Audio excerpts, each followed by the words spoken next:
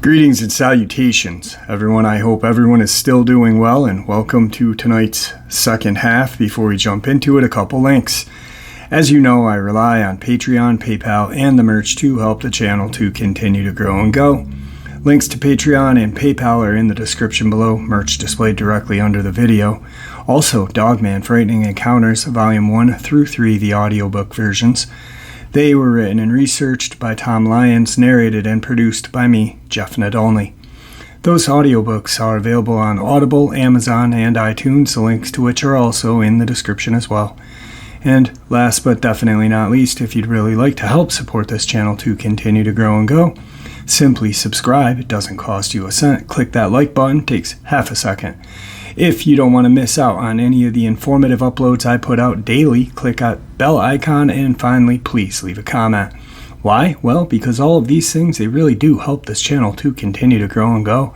And folks, they matter. Now, everyone, I have taken far too much of your time. Let's get on with today's second half, shall we? Really quick before we jump into this, I am going to be doing a kind of bonus video here in a little bit. Y'all know I don't like drama, and I don't talk about other channels. And I hate when other channels talk about other people and stuff like that. My whole view is people should just focus on themselves. Well, I gotta address something, and I'm gonna bring out the big guns today. So let's get into today's second half, because it is pretty awesome. Today's first encounter is a subscriber submission. Hello, Jeff. I enjoy your show. None of my experiences were as traumatizing as most of the stories on your show, but I've definitely had 2 experiences and a handful of others seemingly related. I grew up in the mountains of Virginia. I spent so much time of my life outdoors that I used to say I slept more in the forest than in my home. Now that I'm older, that isn't true, as it was 20 years ago. Back in the 80s and 90s, you could sleep on the ground in the woods with no worries. I used to camp with only a hammock and a tarp to keep the rain off. Sometimes I would just sleep in a sleeping bag on the ground with no tarp at all. However, that has changed since the turn of the millennium. There are predators in the forest now that weren't there when I was a kid. Encounter number 1. Back in 1998, I had purchased 400 acres of land in a remote part of Virginia. I intended to divide it up as a subdivision, which I eventually did. When I first purchased the land, there was an old farmhouse, probably built in 1910 or so, that I intended to fix up. But the windows were busted out, so I used an old mill on the property as my sleeping quarters while I fixed the house up. The mill was made of oak board. I secured it with a chain and padlock on the door. This mill was so sturdy that it had the roof of solid layer of oak boards with metal on top of it. At the south end there was a cheap addition where the roof was just sheet metal nailed to some rafters spaced about 2 feet apart. The building was about 15 feet at the peak. There was an old maple tree growing next to it with a long branch that went over about half of the roof. I used to cook chicken for dinner and toss the bones under the mill for the cats. Something, I don't know what, would come after dark and steal the bones from the cats. I could hear it growl, and then I could hear it crunching up the bones in its mouth. I did find a track of a large feline or dog in the mud behind the barn, but I never could confirm what this creature was. Back then I had a Browning high-powered 9mm pistol in addition to a couple of other weapons. One night about 2 a.m. I was awakened by the sound of heavy footsteps on the roof above me. I don't know about Dogman or Sasquatch, so I figured it was just a mountain lion. Today I know that it was unlikely that a cougar would behave this way. At the time, I felt certain that it wanted to kill me. I don't know how I knew that, I just did. I was wearing nothing but my boxer shorts, and hearing the steps on the roof above me made me break out in a cold sweat. I got up as silently as possible and grabbed my pistol, but I was still barefoot in my boxers. I was being stalked, but I was stalking the stalker quietly underneath it as it walked on my roof. I heard the thing walking southward, so I walked underneath it, barefoot and silent, until it went to the top of the extension, the section with a thin layer of metal and no boards. I heard it jump down to the ground, and then after a few seconds it jumped back up to the roof peak, which is 15 feet high. At that point I concluded it must have been a lion or something to be able to jump that high. I felt very strongly that whatever it was wanted to eat me. I was standing directly underneath it. I waited to hear the footsteps, and when I did, I unloaded 10 out of 12 rounds of my magazine straight through the thin metal roof above me. I think I scored a direct hit, if not 5 or 6 direct hits. Whatever it was fell on the roof with a loud crash. Then I heard a sound like fingernails on a chalkboard as it slid off the roof. Eek! There was a thump as it hit the ground just outside of the door. I was tempted to open the door and finish it off, but I thought better of it. I waited till daylight. In the morning, there was nothing there. That was encounter 1. Today, I do believe it was not a lion. But I never saw the beast, so I don't know for certain what it was. Encounter number 2. In the years since, I have lived a few different places with lots of forest nearby. While walking around in the woods, I have twice seen a large tree spontaneously fall over near me on a windless day. One of them was a pine tree that was 24 inches thick at the base with no rot. I suspect that was a Sasquatch warning me away. I moved to a different part of the mountains of Virginia, and I rented a house on 500 acres of land that was separated from the road by a river on one side and a mountain on the back side. To get to my house, I had to either drive 100 yards through the river or walk over a swing bridge. I loved it. My neighbors there kept seeing what they would call a black panther. He would pronounce it Painther. One time I was hauling a load of firewood. I had cut on the property to help a family that needed it.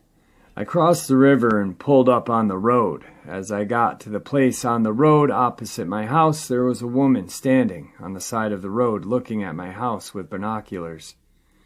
I thought for sure she was the feds. I pulled over and walked up to her and asked what she was doing. She said that she saw what she thought was a bear walking across the field, but then it jumped over the fence and went into the backyard of that house, which was my house. She concluded it was a panther instead of a bear. I've heard tree knocks out of my yard at night, and once there was some vocalization on the ridgeline opposite my house. I tried intimidating and calling back. It kept vocalizing for about 20 minutes. Once my friend and I went on a canoe camping trip on the same river. We found a cave high up on a cliff face overlooking the river. We checked it out and found old carvings inside of it, including one that was Greek. We ended up camping in the woods just opposite the river from that cave. I slept in a hammock, unfortunately. I snore when I sleep, and pretty loudly. My friend was kept awake by it all night. He said that at some point in the night something that he assumed was a bear came near to me and was growling at me as I snored. But I never even woke up. Yeah, my snoring is so annoying, even the Dogman complains about it. 22 years later, after the first encounter, I live in a house in the forest in the middle of Tennessee, not far from the LBL, Dogman Central. Periodically, I hear loud thumps on the roof at night. It reminds me of that night in the mill back in the days. I've even put trail cams up there on the chimney, but I didn't find any evidence yet. One night, the thumps on the roof woke me up at 3 a.m, so I went out on the front porch to listen. The porch is covered by a roof, so it wasn't like being entirely outside. I heard it moving twice, but I couldn't see it. The second time I heard it move toward me, it started sniffing me loudly, like a dog. About that time, a weird effect came over me. It was like there was static in my brain, kind of like an old TV tuned to a non-station. I wasn't scared, but I decided that would be a prudent time to go back inside, so I did. I can't prove that Dogman or Sasquatch exists, but there is something out there, and it enjoys messing with people at night. That I do know. Ken from Virginia. Today's second encounter. Now, this account is not mine, but was told to me by a Marine doing combat tours in Afghanistan. For the sake of his own job and security clearance, he asked me not to give out any names and never mention what region they were operating in. From my understanding, the individuals who were with him during the encounter were a task force operating under orders from the CIA. Beyond that, I was told next to nothing. I will refer to him as Sarge, if only to have a name. Anyway, here's his story. During a patrol checking on some local farmers, Sarge's unit was made aware of a deadly being living in a cave system near their farms. When pushed for more information, the locals were only willing to say that this being was stealing from their farms and had killed a few people who had made the mistake of trying to protect their livelihood from it. Convinced the locals were being harassed by a group of Taliban fighters, half of Sarge's unit was sent out to investigate and either arrest or kill any hostile force in the area. So with a few Humvees armed with Ma-deuces, they went out to the cave where the mysterious being supposedly lived.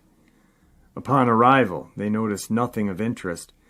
There were signs that something was living in the cave, and the soldiers found animal bones scattered around the entry. Not wanting to risk his entire unit fighting in the cave that the enemy would have known very well, Sarge sent two of his fastest Marines to investigate. The two men just gave the orders a cocky grin and the thumbs up before disappearing into the darkness beyond the mouth of the cave. For about 10 minutes there was nothing, not a single sound inside or outside of the cave other than idle chatter from bored Marines. Then sound erupted from the cave, shouting and screaming. In a matter of seconds, the two men emerged from the cave at a full run and zipped past their teammates. One of them was shouting, "Run, just run!" But, like the hard-ass Special Force operators they were, the other Marines stood their ground, only to see a massive man emerge from the cave. He stood nearly 10 feet tall with leathery skin and red hair. In one of his massive hands was a log, and he began waving it at the soldiers, very obviously threatening manner. Shocked but not panicked, Sarge commanded his men to shoot the motherfucker, and the 12 Marines opened fire. But the bullets seemed to do little than just piss the giant off. Finally, in desperation, one of them fired a grenade launcher at the being, blowing out a massive chunk of its flesh, exposing a small portion of its ribs and ripping most of the skin and muscle off. The creature retreated into the cave, and the soldiers decided that the best thing to do was head back to the village and report to the rest of their unit. Clearly, this was more than a few Taliban militia. Even with a gaping wound, the giant was too terrifying for the Marines to willingly walk into its territory. So they headed back and reported to their CO. Of course, their boss didn't believe them and demanded to see proof. So that night, they drove him out to the cave and showed him some of the shredded flesh that had been blown off by the grenade launcher. From here, the report went up the chain, and nobody knows what was done about this creature.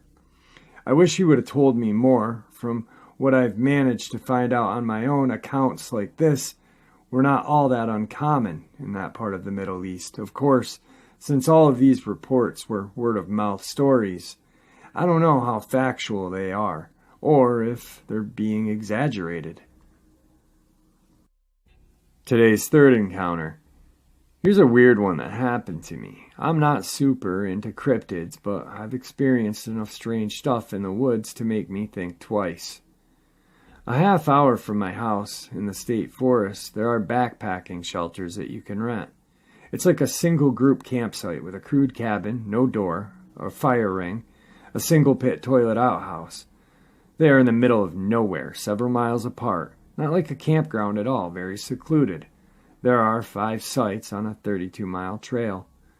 About 15 to 20 years ago, my parents' friends were staying out partying for a few days. My mom, dad, dog, and I hiked out there for a day trip visit. I was a kid, maybe 12 or so. I was hiking the trails around the campsite with my dog. I heard a very distinct cry for help, a single "help me," loud, plain as day. It echoed off the hill. It was real. It was a soft tone, higher-pitched voice, either a woman or an older child. I didn't hesitate. I started running towards the voice with my dog. Bad idea.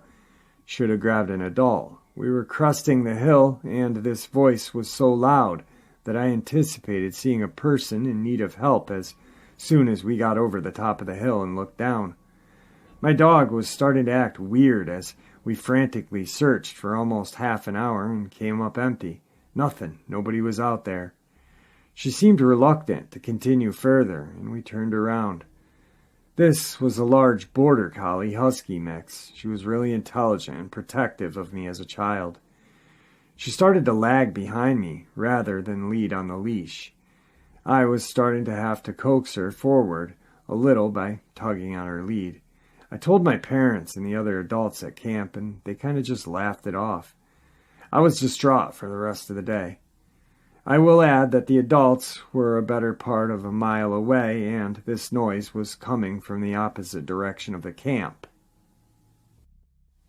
Fast forward a couple decades later to last year, I'm solo backpacking, which I do a lot.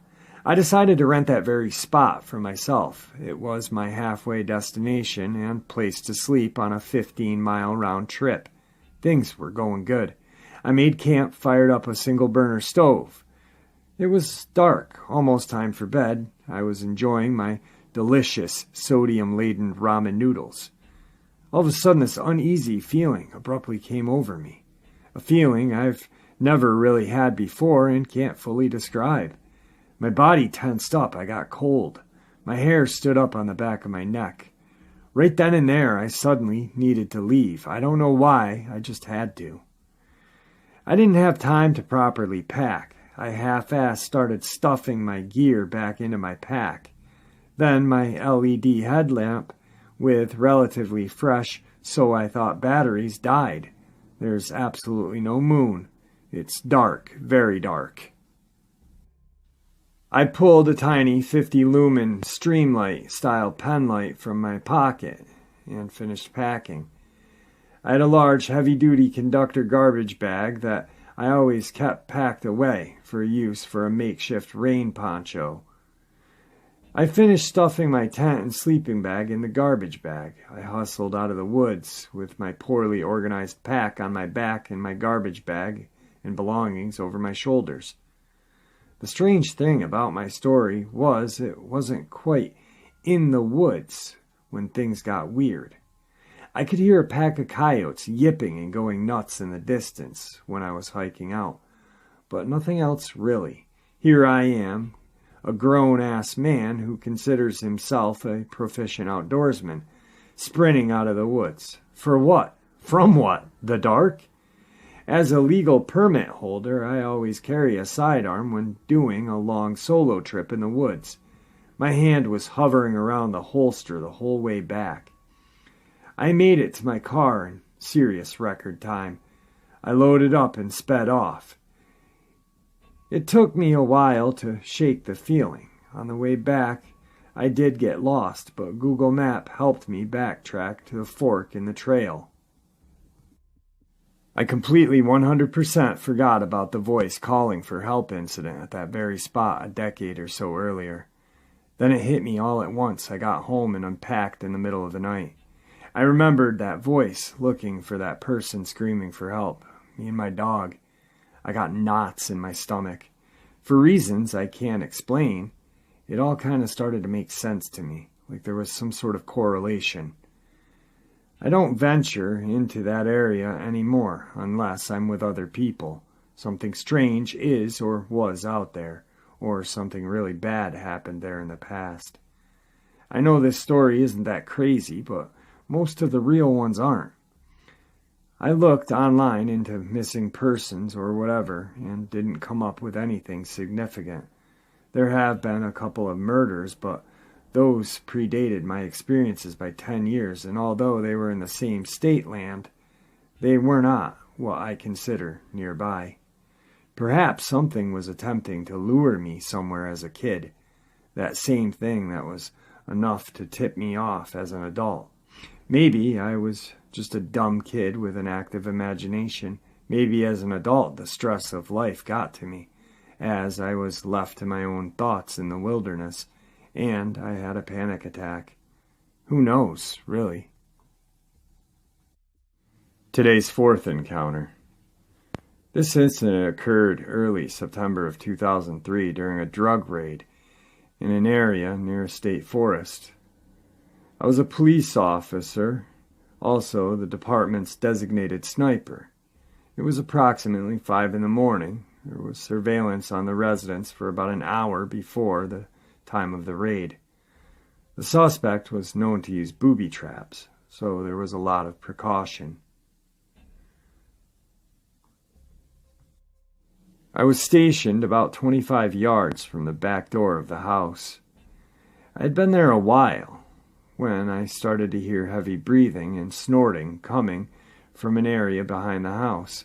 My first reaction was that the suspect was out in the yard, so I looked through my scope and noticed a huge, hairy being digging through something. As I continued to watch, the creature stood and looked in my direction. It began to snort heavily and raised its right arm, pointing in my direction. I noticed long hair hanging off its arm. I could sense that this thing knew I was watching it. I stayed quiet, but did attach a suppressor on the muzzle of my rifle, just in case I needed to use it. It was beginning to brighten up a little, so I was able to see some more detail. This thing was 7 feet in height, dark, long hair all over its body. The face had very sparse hair, and the skin was almost black in color. The nose was large and flat. I also noticed the fingernails were black as well. It continued to make the heavy snorting sounds and looked back occasionally. By this time, I affirmed that it was probably a Bigfoot. I thought about shooting the Bigfoot, but I was afraid it would cause a ruckus and compromise the raid. After about 10 minutes of observation, the Bigfoot moved away from the area, but before it left, it literally broke a 3.5-inch thick limb off a nearby tree. I assumed that this was in reaction to me observing it. At this point, I was concerned that it would circle back and attack me. Fortunately, the raid began a few minutes after the Bigfoot left. After the raid, I went to check what it was digging through, and it was a pile of garbage. I also got to check out that stick that it broke. It was definitely 3.5 inches in diameter. I never told anybody about this except my wife. The area that this happened has been known to have Bigfoot activity. I did honestly think about shooting the creature, but I didn't want to compromise the raid and not have the arrest. Today's fifth encounter. This happened to my dad's family when he was a kid. I'm not too sure how old he was or the exact date it happened, but what I know, it was at night in the fall, sometime in the early 80s. My dad and his parents were on their way to Gallup, New Mexico to see a movie. They were located in Zuni, New Mexico, and the drive to Gallup is 32 miles heading north. My grandpa was a forest ranger at the time and worked in the Zuni Mountains. He was using his park ranger truck to get to town. Now I will tell you this incident mainly from my dad's perspective. He is the only person that's ever explained this to me. My grandma is eerily bothered so much she doesn't like talking about it, and my grandpa is disassociated with the family, so I never had a chance to ask him. Anyway, they're about halfway to town. It's getting dark out. Large ponderosa trees cover both sides of the road. In the midst of driving, my grandpa stomped on his brakes. My grandma is sitting passenger and my dad in the back seat. At this moment, my dad is confused. He's facing towards the back window passenger side. He sees my grandpa quickly reach over the back seat and grab his rifle off the gun rack. Heard him open his door and fire one shot. My grandpa hit it and it screamed. My dad now looks over the seat to see it running to the right of the road, east, and it takes one large step over a cattle guard and disappears into the woods. They drove away and proceeded to watch the movie without discussing anything about what had happened. Now my dad says, according to Grandma and Grandpa, that the Bigfoot was hairy, but not like you'd expect. Its hair was fringed and balding. They said it had pale blue skin and looked fatigued. When my grandpa shot it, it dropped its jaw for a couple of seconds. Its jaw dropping looked grotesque, like it couldn't have possibly made its mouth any wider. Then it came to a scream. The scream is the eeriest part. They all said they'll never forget it. It was loud, gross, and it had meaning. After screaming, it lunged to the left, took a step over the cattle guard, and ran into the forest. The jaw-dropping is what makes my grandma not talk about it. She says it's the scariest, most ugly thing she had ever witnessed. Now, after they got back home, it started haunting and following my grandpa. That night, my grandpa got no sleep. My grandma didn't either, and that's how she knows. She pretended to be asleep, but both of them heard things around the house that night. Movement, noise against the walls, and an overwhelming feeling like something was out there in the dark. My grandfather continued his work as a ranger, but soon quit due to constant run-ins with this thing. When he was out in the forest, he knew it was watching. He could smell it, hear screams, hear knocking. It made disturbances in the road just for him. It would toss branches in the road to and from destinations, like it knew his schedule or where he had to be. It scared my grandfather so much, he hasn't gone back since, and since then it hasn't bothered him. All the while this was happening, my grandpa experienced one wild ride as a ranger. Alright guys, I'd like to thank you for supporting this channel. It truly does mean the world to me. I have the greatest sub in the world. You guys are just my family and friends. Guys, with that, stay safe, happy, healthy, and ever vigilant. These creatures are watching us. They are dangerous and they are out there. God bless.